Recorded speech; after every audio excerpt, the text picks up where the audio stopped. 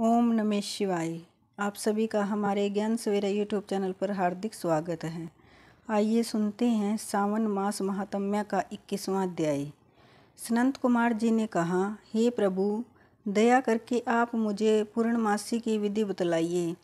हे दयानिधे, महात्म्य सुनने से श्रोताओं को और सुनने की इच्छा तीव्र हो जाती है। भगवान सदाशिव बोले, हे सनंत कुमार, श्रावण शुक्ल पूर्णिमा के दिन वेदोत्सर्जन उपाकर्म होता है या पौष मास की पूर्णिमा तिथि उत्सर्जन की बतलाई गई है। उत्सर्जन में पौष मास की प्रतिपदा तिथि यह रोहिणी नक्षत्र बतलाया गया है। दूसरा समय अपनी अपनी शाखा के अनुसार उत्सर्जन तथा उपाकर्म दोनों एक ही समय करने उत्तम कहे गए हैं।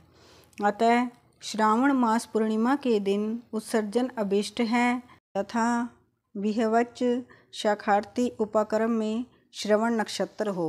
उसी दिन ऋग्वेदियों का उपाकर्म होता है, यजुर्वेदियों का उपाकर्म पूर्णिमा में तथा सामवेदियों का हस्त नक्षत्र में होता है। उपाकर्म गुरु और शुक्रास्त नक्षत्र में आनंद से करना चाहिए। गुरु तथा शुक्रास्त में पहले उपाकर्म का शुभ आरंभ न करना चाहिए, यह शास्त्रों का मत है। ग्रहण तथा संक्रांति आदि योग दुष्ट समय आ जाने पर दूसरे समय में करना चाहिए।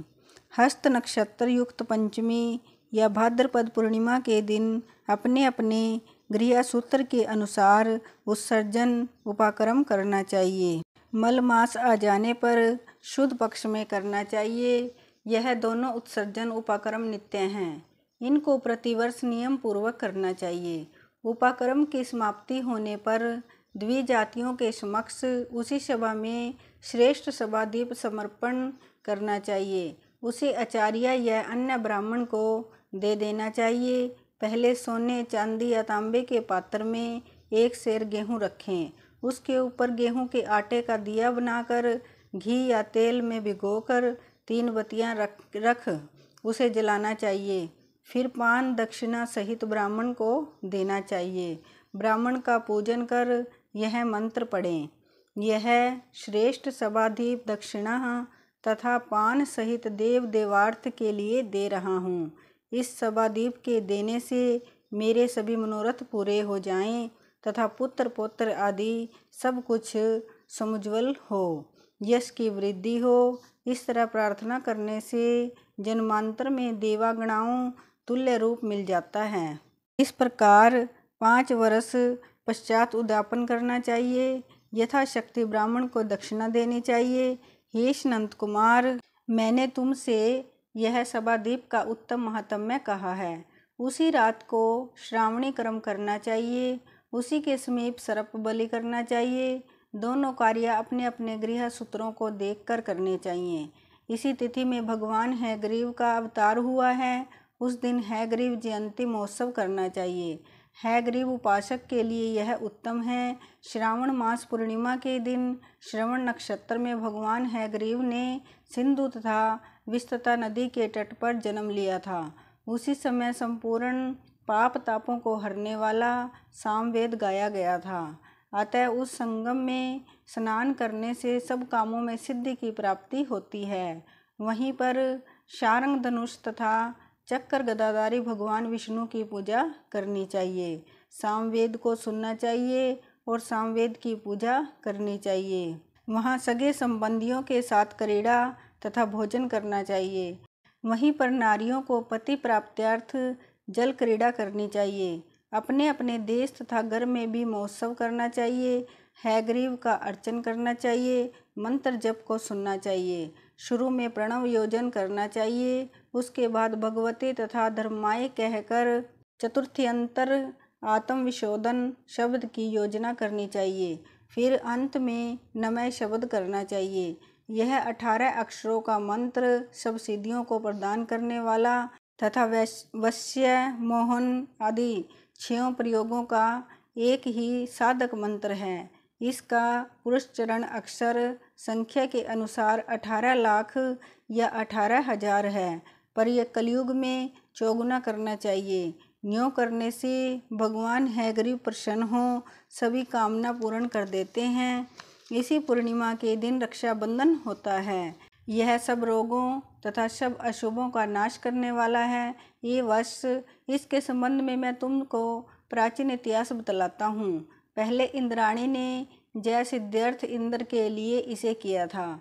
हे महामुने, पहले 12 वर्ष देव तथा असुर युद्ध हुआ। इंद्राणी ने उस समय सुरेश्वर को थका देख कर कहा, हे देव, आज चतुर्दशी है, कल सुबह मैं श्रेष्ठ रक्षाबंधन करूँगी, जिसे करने मात्र से आप अजय होंगे। इस तरह कहकर इंद्राणी ने पूर्णिमा के दिन मंगल आदि कर हर्ष देने वाली रक्षा इंद्र के दाएं हाथ में बांध दी। इंद्र ने रक्षा बंधवाकर ब्राह्मणों के साथ स्वास्तिक वाचन किया और उसके बाद दानव सेना पर चढ़ाई कर दी और देखते ही देखते उन पर विजय प्राप्त कर ली। हे तात, मैंने तुमको रक्षा का प्रभाव बतलाया है। यह जय, सुख, पुत्र और आरोग्य तथा धन को देने वाली है। श्री नंद कुमार ने पूछा, हे प्रभु, किस विधान से, किस तिथि में तथा किस समय में रक्षाबंधन करना चाहिए? यह सब कुछ आप मुझे बतलाइए भगवान। आप तो विचित्र कथा सुनाते जा रहे हैं, लेकिन मेरी इन नाना अर्थों से युक्त कथाओं को सुनकर तृप्ति नहीं होती। भगवान श्री सदाशिव बोले, हे सनंत कुमार, श्रावण मास की पूर्णिमा के दिन मनुष्य को प्रातःकाल श्रुति स्मृति विधान द्वारा स्नान करना चाहिए। संध्या जप आदि करके पितर देवता और शीशी तर्पण करना चाहिए। सोने के पात्र की सुरक्षा बनवाकर उसको सोने के सूत्र में से बांधकर मोती आदि द्वारा विभूषित स्वच्छ रेशम के बने वचित्र ग्रंथि युक्त पत्र गुच्छों से शोभित सरसों चावलों को अंदर गर्भ में रखकर उसे आकर्षण बनाना चाहिए। वहाँ पहले कलश रखकर उसके ऊपर पूर्ण पात्र में रक्षा रखनी चाहिए।